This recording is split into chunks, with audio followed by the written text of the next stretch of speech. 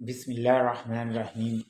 مشہور عربی کہاوت ہے کہ جب تک مشورہ نہ مانگا جائے مشورہ نہیں دینا چاہیے۔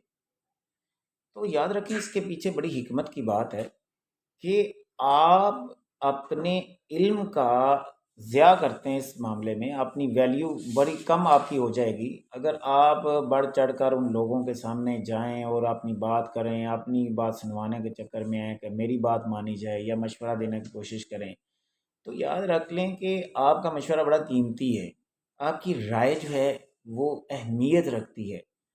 اگر کوئی آپ سے رائے مانگ ہی نہیں رہا، آپ ان کو متوجہ کرتے ہیں اور اپنی رائے دیتے ہیں تو آپ بڑے ہلکے محسوس کیے جائیں گے۔ بھئی آپ کا وزن نہیں، بات میں وزن نہیں رہے گا، آپ کی شخصیت متاثر ہوگی، لوگ آپ کو کوئی اچھا نہیں سمجھیں گے۔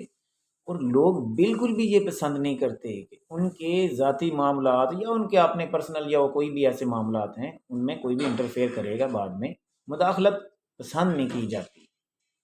تو آپ ایسی مداخلت سے پرہیز کریں کہ جس سے آپ بڑے ہی ناپسندیدہ شخص کے طور پر دیکھے جائیں۔ تو لوگ آپ کو پسند نہیں کریں گے کہ آپ جو زیادہ مشورے دیتے ہیں۔ اول تو مشورہ دینا ہی نہیں چاہیے، بڑے سوچ سمجھ کر مشورہ دینا چاہیے۔ مشورہ ایک امانت ہوتی ہے، تو اور اگر کوئی مشورہ مانگ بھی لے تو بڑی سمجھداری سے، اگر آپ کو پورا اس کی صحیح سمجھ آئے تو اسے مشورہ دیں کسی چیز کا، ورنہ اس سے اجتناب کریں۔ تو بعض دفعہ انسان زیادہ مشورے دیتا ہے، بات کرتا ہے اپنی رائے، اس سے اس کے ضمیر کا، اس کے اندر کا، اس کی مائنڈ سیٹ کا جو اندازہ ہو جاتا ہے لوگوں کو۔ اور مشورہ بے شک سونے جیسا ہی کیوں نہ ہو، جب بغیر مانگے آپ نے مشورہ دیا تو یاد رکھ لیں یہ آپ کا مشورہ ضائع جائے گا، وہ کسی کھاتے میں نہیں آئے گا، لوگ آپ کو بالکل ہی نظر انداز کریں گے۔